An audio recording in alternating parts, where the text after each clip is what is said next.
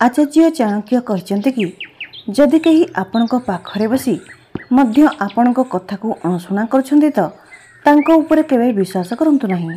जना नहीं आपण कथा को से केवे दुनिया आगे प्रकट कर दे पारंती आउ एथिपई आपण को पश्चाताप करने को पड़ पारे। जेबे आमे कौन विपद में पड़ी था तो सेतेबेले आमको बुझा पड़े नहीं कि कौन करी और कौन न करी, आम पाई कौन ठीक हेबो और कौन भूल हेबो। एमिति स्थिति रे आपण को चाणक्य नीति यही कथा गुड़िक मन रखा आवश्यक, जहाँ आपण को उचित निष्पत्ति पई साहाय्य करिवो और प्रत्येक कठिन रास्ता को सहज करिवो, कठिन कठिन समस्यार समाधान करिया पई मार्गदर्शन करिवो। प्रत्येक व्यक्ति को सुखमय जीवन भल लगी थाए।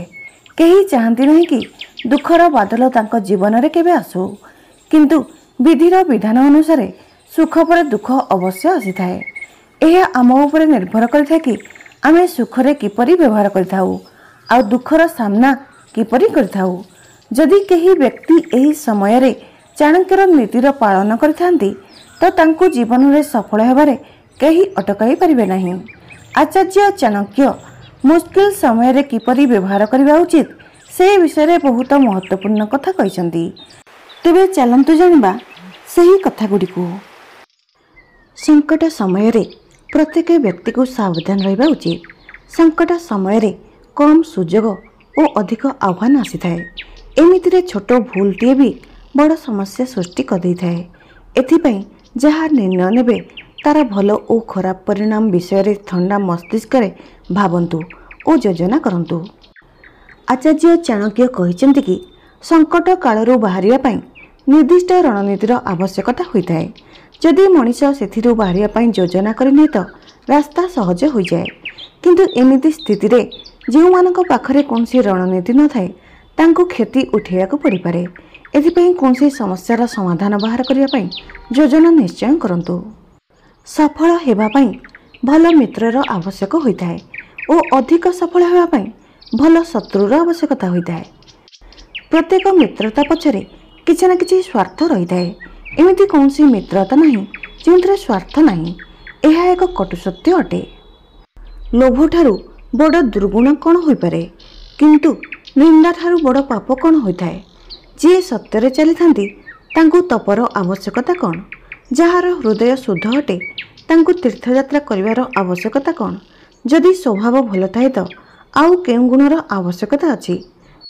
जदि कीर्ति अछि तो अलंकार आवश्यकता कौन। जदि व्यवहार ज्ञान अटे तो दौलतर आवश्यकता कौन। और जदि अपमान होइथाए तो ताहा मृत्यु ठारू भयंकर आउ कौन होई पारे। भिडियोटी भल लगे दयाकरी लाइक एंड सब्सक्राइब करंतु, हेले भिडियोटी समस्त पाखरे पहुंची परिबो। एबे चलंतु जानिबा आचार्य चाणक्यक 4टी नियम जहाँ आपनक जीवन बदलै दे परिबो, जहाँ आमे चालाकी रे किपरि कथा कही लोकंकु नियंत्रण रखि परिबा। तेबे चलंतु जानिबा। चाणक्य नीतिर सप्तम अध्याय रे श्लोक 12 रे आचार्य चाणक्य कहिसेंति कि निज व्यवहार रे अधिक सीधा रुहंतु नहीं। काहेकि ना जदि आपण बण रे जिबे देखिबे कि जेउ वृक्ष बंका तेढ़ा से जेमिति सेमिति ठिया होइची आ जेउ वृक्ष सीधा ठिया होइची ताकू काटी दिया जाइची। एथिपई आपनको मध्य आपनको स्वभाव रे अधिक सीधा हेबा अनुचित। काहेकि ना केही आपनको सहजरे भी बोका बनै पारे। जदि आपनको चालाकी करबा आसु नहीं तो कौन से व्यक्ति आपनको सहजरे बोका बनै आपनको ठारू फायदा उठै पारिबे। जदि आपनको समाज रे जीवन बितेयाको अछि तो आपनको चालाकी करबा आसीबा दरकार। अर्थात एही कलिजुग रे चालाकी करी शिखिबा आवश्यक होई पड़िछि। तेणु आज जानिबा एमिति 4टी नियम जहाँ आपनको चालाकी करी शिखिबारे बहुत किसी साहाय्य मिल पारिबो।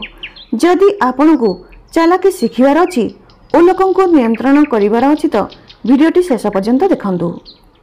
प्रथम आचार्य चाणक्य कहिसेंति कि हंस सेठारे रहिथांती जेउठारे पानी थाए, आउ पानी सुखिया परे सेमाने से जगह को तुरंत छाड़ी दियंती।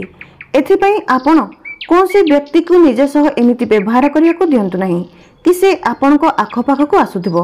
अर्थात आपनको निज आखपाखरे एमिति लोकंकु रखिबा आवश्यक जे आपनको सांगरे सबुबले रहिबे ଓ ଆପଣଙ୍କ ପାଖରେ ରହିବେ।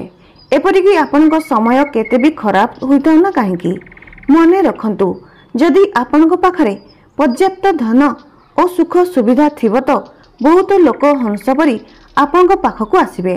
ଆଉ ଯେମିତି ଆପଣ କୌଣସି ସମସ୍ୟାରେ ପଡ଼ିବେ ତ ସେହି ଲୋକ ମଧ୍ୟ ହଂସ ପରି ଆପଣଙ୍କୁ ଛାଡ଼ି ଚାଲିଯିବେ। ଏଥିପାଇଁ ଏପରି ଲୋକଙ୍କ ଠାରୁ ଆପଣଙ୍କୁ ସାବଧାନ ରହିବା ଉଚିତ ଓ ନିଜଠାରୁ ଦୂରେଇ ରଖିବା ଆବଶ୍ୟକ।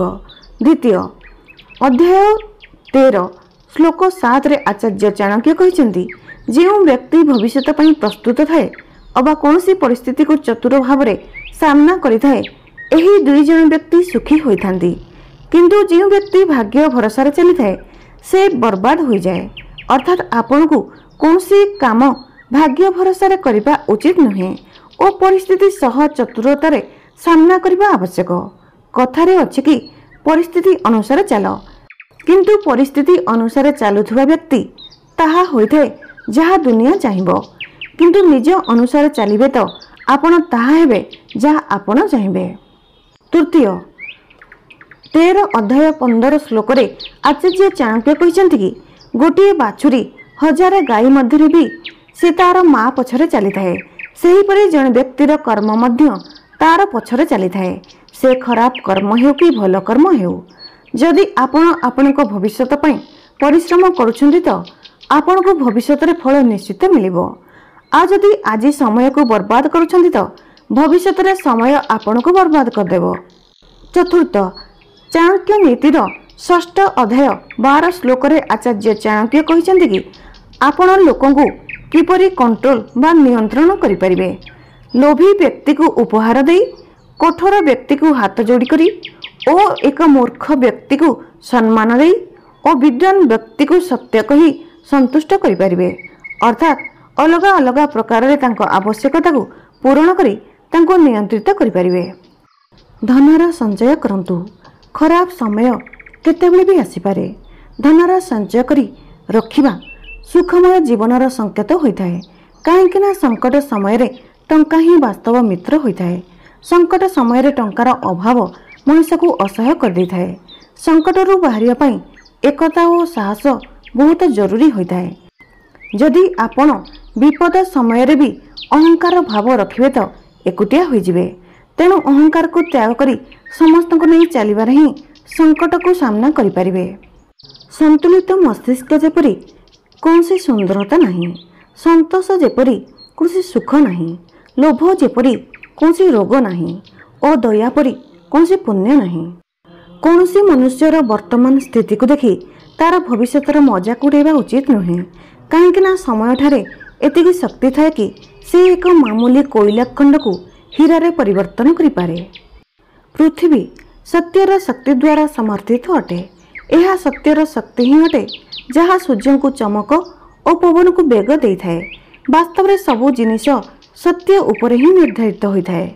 ଯେବେ ପ୍ରଳୟର ସମୟ ଆସିଥାଏ ତ ସମୁଦ୍ର ମଧ୍ୟ ନିଜ ମର୍ଯ୍ୟାଦା ଛାଡ଼ିକରି କୂଳ ଲଙ୍ଘି ଯାଇଥାଏ।